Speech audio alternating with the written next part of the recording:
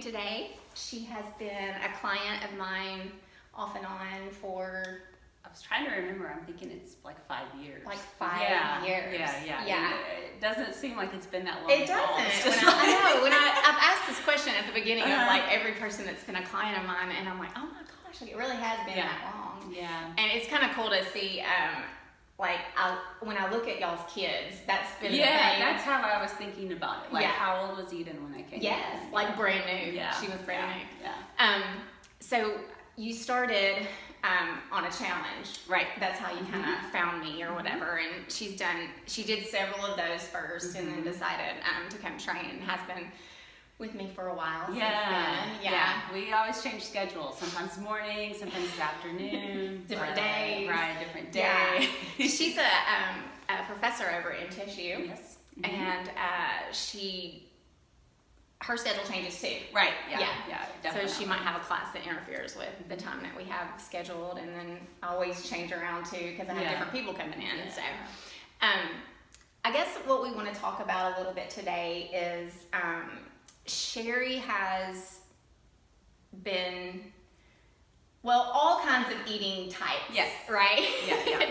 But kind of wanted to do vegetarian when we first were together, and so that was hard for me because I was like high protein and a very bodybuilding type background, and we've always been able to work it out. And I think at first we tried to do like a more strict vegetarian. Well, I told you at first that I would not do pork or beef. Yes. That was kind of the rule. But at that point, I had not been eating chicken, and you gave me a lot of chicken, but I didn't want to set boundaries because I wanted it to work. So it was kind of my first going back to eating chicken in like 10 years.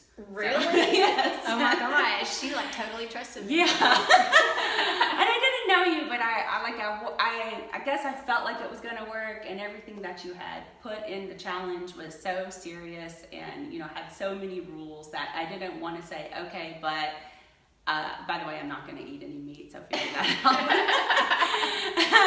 And I had been like trying chicken because, like you mentioned, I had just had a daughter, and so she was about 1, and so she was starting to eat proteins, and cooking as a family, we had to make some adjustments. And my husband, he eats meat, of course. Well, he does. He's never going to be a vegetarian. So like I was just trying to be more flexible for him too, right? So that we could cook as a family. And so when you were a vegetarian for 10 years, what drove you to want to eat like that? Well, so I started off as a vegetarian, and then really like for the longest time I was more of what would be called a pescatarian. So I was eating fish, but I was only eating fish maybe like once a week. So most of the other time I was a vegetarian. And so it started with just doing a lot of reading, a lot of religious-based reading, and I was in grad school at the time, so I was meeting a lot of different friends and people of different cultures, and I wanted to, I guess, be more respectful of the planet, the environment, animals. I'm a big animal lover. Yeah. Pets, and and it became this split for me where I can't like look at a cow and appreciate a cow and then also know that I'm going to eat it. Right. But that's hard for me to tell someone who's never going to be a vegetarian, because I don't want you to start thinking about that. Like I don't want to press my beliefs or like my feelings on you. So for me, it was more about I have to exist on the planet and be conscious of my decisions, and I don't want to eat animals, and I'm conscious of the environment, things like that. Gotcha. Yeah. Gotcha. So when you decided you were going to eat the chicken, like what was there a struggle like internally, and then also what types of things did you do to make that a better choice for you? Oh, okay. So so I had eaten chicken growing up. I had eaten meat and everything growing up. So I didn't really make the choice to become a vegetarian until I was in grad school. So chicken kind of was like the thing to go back to, because to me, like the chicken is sort of like the least lovable animal. I want to say that about chickens. That's hysterical.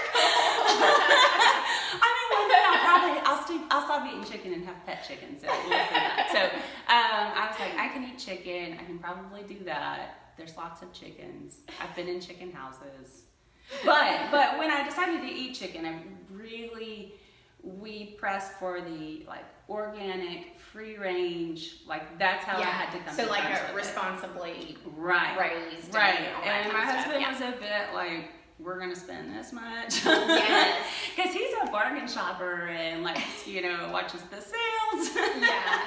That's a hard thing when and because we do that too with just all the meat that we eat. We want to get the most responsibly raised animals. Right. Yeah, we feel like that's, our responsibility to do that. And then also it is healthier. Yeah. So. Well, yeah, you can see right on the package it says like no antibiotics. Yes. That makes sense to me. Yeah.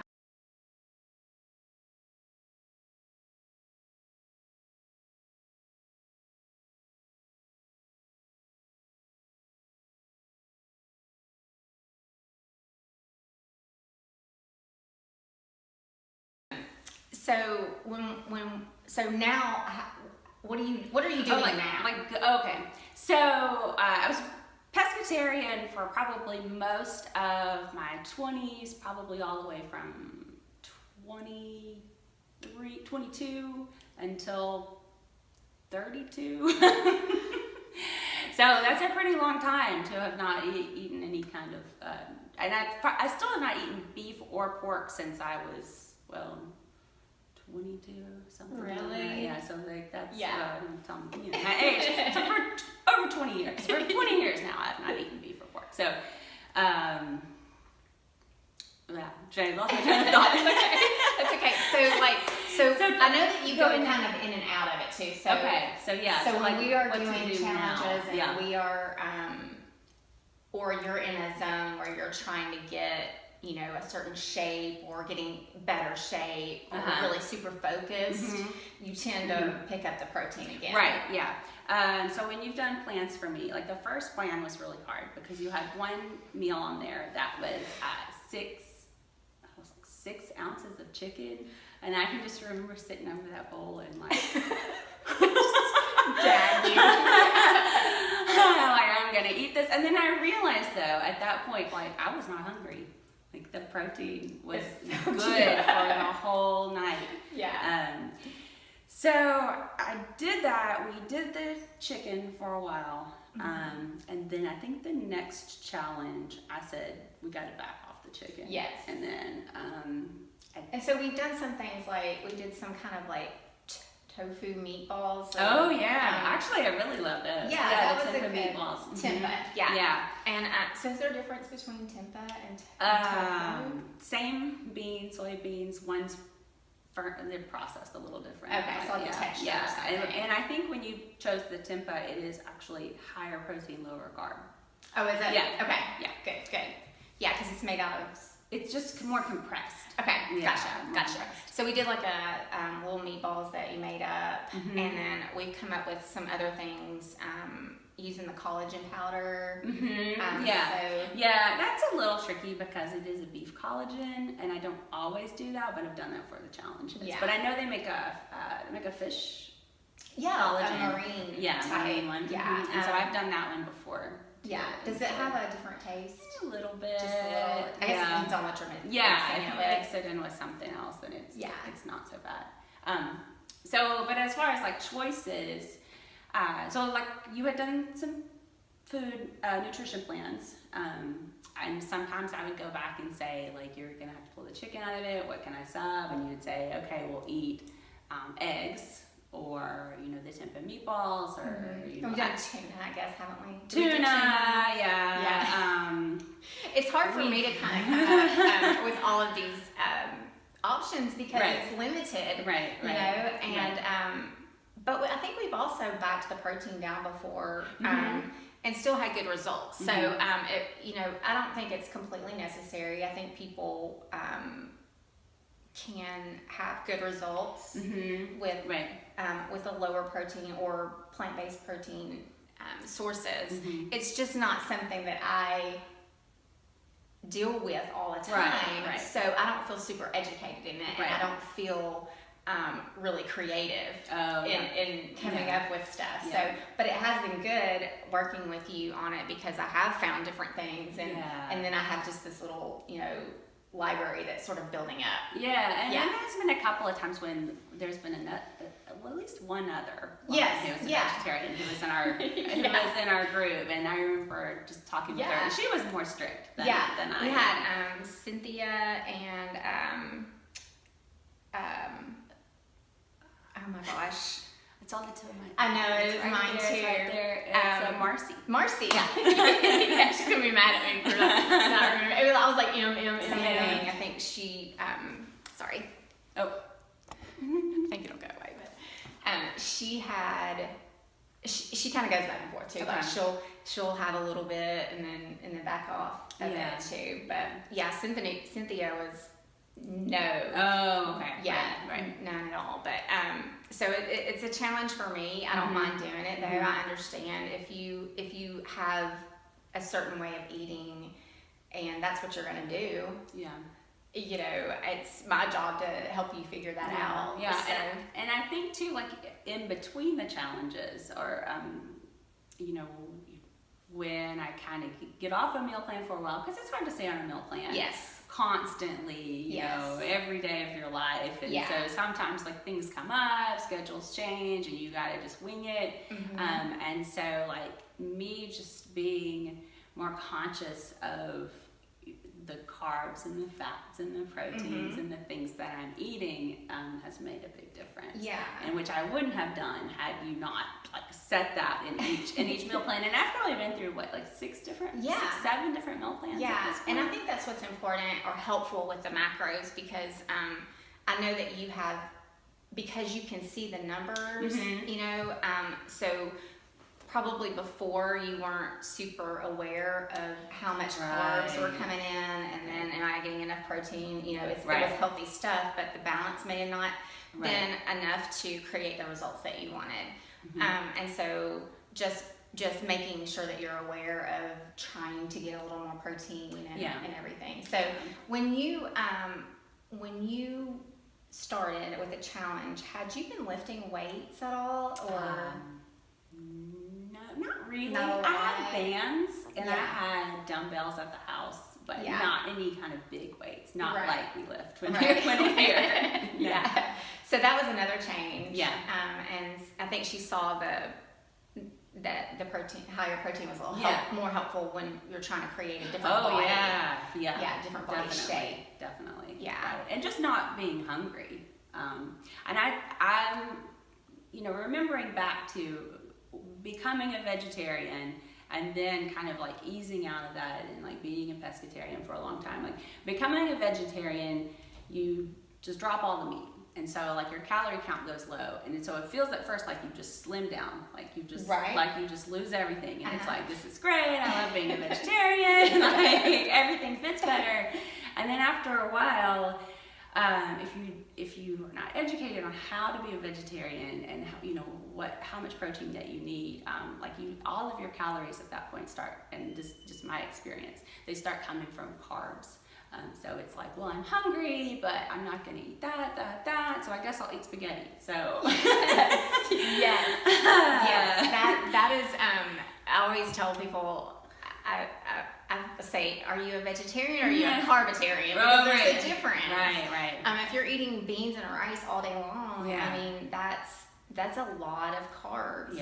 And it's, if you're trying to do it for weight loss reasons, that's not going to I can always tell when I see a new vegetarian and what they're eating, and I just wait and.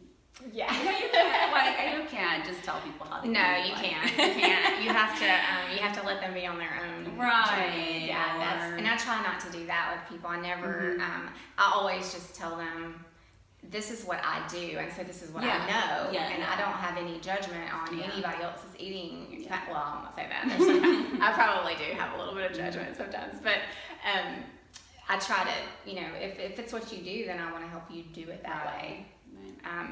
So we also wanted to just touch on a little bit about, so you're a professor at TSU, and I just want to talk about this with her because she talks about it a lot in here, and it's important to her, and she sees every day college-age kids in her classroom, on campus, that probably aren't making the best choices. Right. Yeah. And I think back to when I was in school, and I was in undergrad for 4 years, then grad school for 7 years. That's a long time to be in school. Yes. And when you're in school, and then being a professor, it's kind of the same scenario. Like, we work really hard through the semester, and then we get a break. But when you're in the semester, you're on. Like, you're on. Busy. Yeah. Almost all the time. You never, like, even if you stop or you go to another job, like, it's still in your mind. Like, oh, this is the project, this is what I have to prep for, like, this is what's coming up. So, like, sometimes working out and nutrition and planning ahead takes a back seat to all of that. And I see it in students when they come in, and I'm not gonna pass judgment on anyone in the way that they eat, but I do feel like some people just don't have access to, like, nutrition education, and especially just, like, those basic macros and, like, how to stay full throughout the day. And I also see, just like me, people trying to become vegetarians in college because you're exposed to all these new ideas, and it's like, I want to be a vegetarian, and there's no, like, class on, like, how to change your eating habits. Right, or, like, and so Doritos are not protein, are not meat based. So I'm a vegetarian. I'm a vegetarian. Yeah, so I've got my Doritos and my Diet Coke or whatever. Yeah. And that's worrisome because when you're young like that, you can get away with some things like that for a while, but ultimately it doesn't help you function and, like, be the best that you can be every day. And one of the things which scares me that I see, and it's probably some things that we've talked about, is next to our building is, like, one of the food courts. And so one of the easiest things to go over there is to go over there and grab, like, a pizza. Yes. Vegetarian, cheese, bread. Like, no vegetables. Tomato sauce doesn't count. So, like, just, like, heavy food, and it's not even, it doesn't even have a lot of protein that would go towards, like, sustaining your muscles. And then if you're just going to take that and you're going to go back and study or sit in a computer lab, like, all of that, from what I know from now having worked with you for so long, it's just going to go. It's just going to sit. Yeah. So that's, I guess, the freshman 15 that people, and because a lot of times the younger, they for the first time in their life, they are responsible for their food, and so they want to eat the bad stuff because it seems so, like, it's my decision now, and I want to eat this. So I did it too. Like, I did it too. Yes. My mom was excellent at preparing balanced meals, and I think back about that now, home cooking every night. And then when I think about when I went to grad school and I was on my own for the first time, I was like, I'm gonna have Cinnabon for dinner. Yes. Like, now I think, what a tough decision. You felt like a rebel. Right. That's awesome. Yeah, I know. Even my kids have, they had to deal with that too, and just learning how to juggle all that when you're busy, just like you were talking about. Even for you, it's hard. Yeah. So it's something that I think I wish there was more education. I mean, do you see anything on campus that's kind of? Well, the cafeterias, they try to put the like, it's being, they put the macros next to it and the calorie count. Okay. But if you don't know how to work with that, like, it doesn't mean anything. Yes. And I've sent students that were saying, oh, I'm hungry, but I'm going to be in the lab for another 4 hours, and I'll say, go to the cafeteria. And in my mind, I'm like, go to the cafeteria, get, you know, some vegetables that are not very high in calorie, because I've learned. Like some broccoli, some green beans, you know, not too many carrots, because those have carbs and sugar. Get some like good bulk food, cauliflower or whatever. Get some protein. Get a little bit of, you know, fat, or, you know, something to balance it out. Yeah. And in my mind, I'm thinking I'm sending them over there, and they're gonna make those choices, and then they come back with like pizza and spaghetti and potatoes. And that's just a lack of education. You just don't know. Yeah, they just don't get it. They don't understand. Right. And then they'll eat that super heavy thing. They get tired. Right. Yeah, sleepy. that too. But then also in an hour they're hungry again. Yeah. Yeah. So do you? I know that you can't just educate them. All the time, and it's not your place to do that. Yeah. I'm not a nutritionist. I'm in the art and design department. Right. So I mean, really, all I can tell you is just like, I've been there, I've done it, and change it now. Yeah. Like, be conscious of it now. Yeah. Because, and I think you try to make them at least just aware. You know, if you get the opportunity to do that. Right. So do you do some like stand up? Let's stand up for a second and like stretch or anything. Like sometimes if you can. we try. We always try to take a break. Yeah.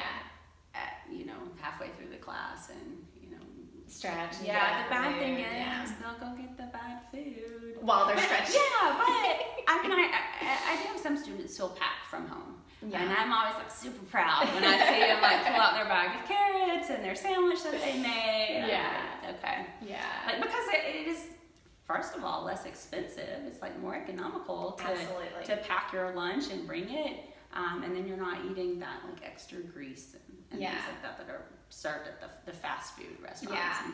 And eating those foods sort of make you crave eating more of those foods. Oh yeah. So I they see get that in this too. pattern of you know, making that choices, because your body, especially if it's sugary stuff, you know, your body wants that sugar. Right. I see that.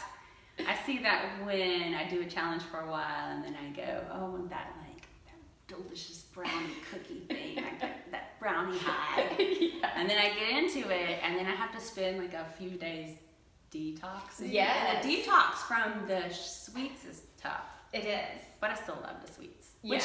Which is making me think about another thing about being a vegetarian, which just like sometimes I go back to it, but it's very extremely hard because the plant-based protein powders or the plant-based proteins like tofu, tempeh, they almost always have some sort of carb in it. And I am a little bit bad where if I'm going to eat a carb, it's going to be a chocolate chip cookie. it needs to be something I really want. Right. Yeah. So if I have to drink the no carb whey protein that costs a little more, you know, in order to save that chocolate chip cookie for my treat, then I'm willing to do that. I'm willing to do that. But like, you know, shout out to anyone who is a hardcore vegetarian, because that's hard. It is hard. It is hard. And the plant-based protein powders are typically, there's not a lot of them that taste really good. They have like a gritty, weird texture to them and that kind of stuff. But I wanted to just give you a little bit of a shout out too, because I feel like Sheri has really taken the knowledge that you've gotten and like made it work for you. So like, I have pictures of you from that first challenge. Like, you have a completely different body. And you do a little bit of fluctuating, just like we all do. But she catches herself when she feels uncomfortable, right? I can tell. She'll say, you know, today's the day. We're like, this is, you know, we're going to cut back on this. And the next time I see her, I can tell she has, you know. And so if you've been able to maintain, I think, for a long time, this, for the past couple of years, really. It's been, I haven't sensed you being uncomfortable with yourself or whatever. Like really, it was the post pregnancy that it was the time that I met you. And like in my mind, like it was going to be a quick fix to get back to what I was pre-pregnancy, but it wasn't. It was like, let's build muscle and let's eat food that's good for us and let's like have energy. You're like, dang, she's like trying to make me healthy or something. I was just trying to get this baby weight off. Yeah, and I think I said that to you Yeah. when I first came over here and met you and was going to sign for you. I was like, I just need to lose like 10 to 15 pounds. And you were just like, Okay, whatever. That's how we're gonna do that. But I would say I've lost 20 pounds since I first came here. Yeah. And managed to keep it off and stuff too. So Great. yeah. Well, I just want to thank you for coming in thank you. and doing this with me today. She's my we talk about like the meditation thing. Oh, right. We like all those kind of weird If alternative anything things. that is a class, I'll take it. Yeah.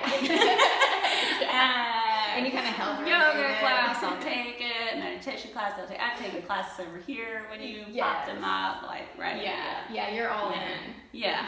I don't. Yeah, it's part of new experiences. And growth, I feel like that is like something that you hold valuable. Because you're always talking about different. I mean, you talk about your husband's work, like them being healthier or being exercise. We talk about a lot of different areas that you live in, and it's just important to you, and I can tell. So it makes me super happy to know you and everything. So thank you. Thank you. Yes, I love her to death. If you have any questions for me or any questions for Sheri about her vegetarian, pescatarian experience, then feel free to ask below, or you can probably message me, whatever. And we thank you for watching. Yay. Thank you.